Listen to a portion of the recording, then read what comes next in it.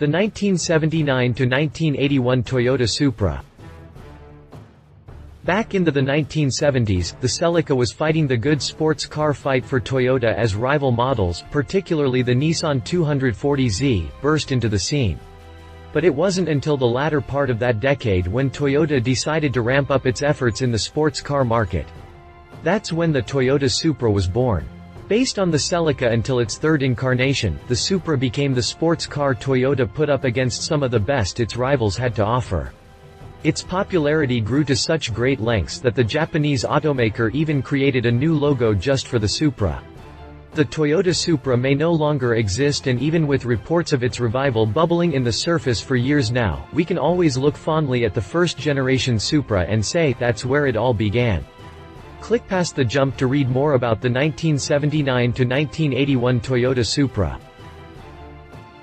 Exterior. When the first-generation Toyota Supra burst into the scene, it didn't look like the sports car we normally associate the Supra with. It actually looked more like a liftback model that owed its appearance to the fact it was so closely related to the Toyota Celica.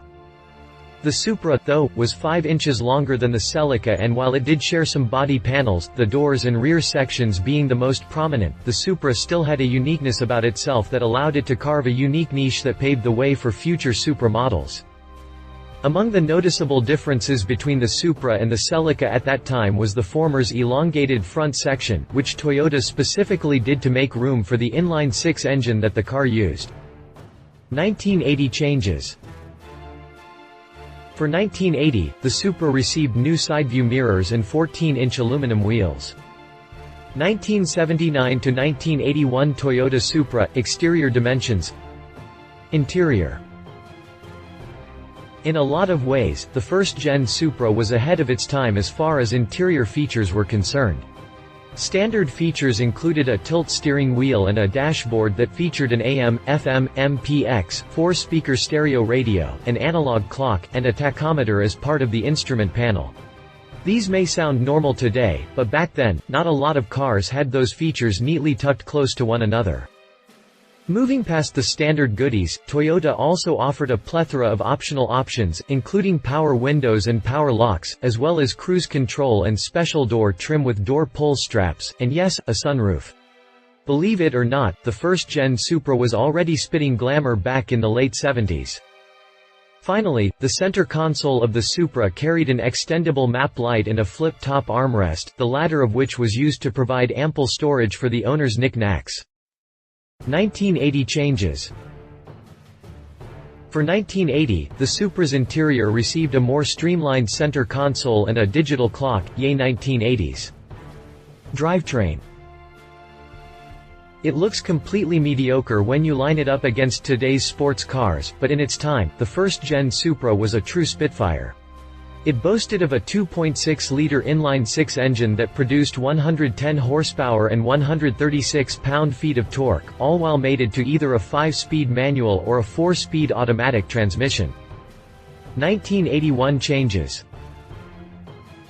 For the 1981 model year, Toyota increased the output of the engine to 116 horsepower and 145 pound-feet of torque, allowing it to hit 0 to 60 mph time in 10.24 seconds with a quarter-mile time of 17.5 seconds at 77.7 miles per hour.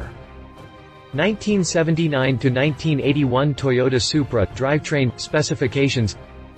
Prices. Though precise pricing is not readily available, we do know that the 1979 Supra carried a base price of $9,578. The price jumped to $9,928 in 1980, then it skyrocketed to $11,298 in 1981, a 13.7% price hike. Original MSRP from NADA. Competition. Nissan 240Z. Some people might know this car as the Datsun 240Z, but whatever name it went by, the 240Z was really one of the most iconic sports cars of its time. During its launch, the 240Z was a spectacular car that could easily compete with the best cars from the American and European market. It was a performance car with a sexy look, and came at a modest price of just $3,500. That amount helped Nissan sell over 30,000 units in 1971 and over 50,000 and 40,000 in 1972 and 1973, respectively, prompting rival Toyota to build the Supra as a response to the 240Z success. The 240Z was powered by a SOHCL-20 inline-6 engine with an output of 130 horsepower. It really did look good and, more importantly, performed even better. Conclusion. The first-generation Toyota Supra ushered in a new era for Toyota, allowing it to enter the sports car market that had previously been a glaring hole in its company profile. Not only did the Supra fill that void, it also gave a lot of other car makers a chance to look at themselves in the mirror and follow along that path. The Supra may have since departed, with numerous reports of its revival the only thing that's keeping its name relevant these days. But when it was around, it was really one of the best Japanese sports cars in the market. Love it. Interior was well dressed, had all sorts of options, offered good power even for a car its size. Leave it didn't have that coupe-like look. The 240Z was still more popular, could have been passed off as a family car by some. If you liked this video, please share your thoughts in the comments below and don't forget to hit the subscribe button.